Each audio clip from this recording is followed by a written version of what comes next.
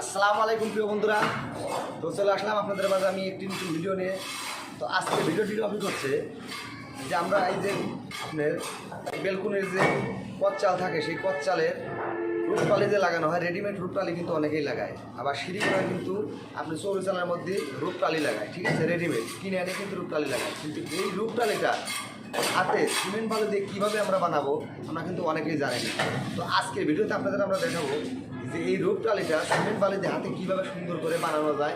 এই ভিডিওতে আপনাদের আমরা সেটাই দেখাবো, ঠিক আছে। তাহলে চলুন আজকে দেখা যাক যে রূপটালি সিমেন্ট বালি দিয়ে কীভাবে হাতে বানানো যায়। আজকে ভিডিওতে আপনাদের আমরা দেখাবো। তাহলে কথা না বাড়িয়ে আমাদের ভিডিওটি আমরা শুরু করি।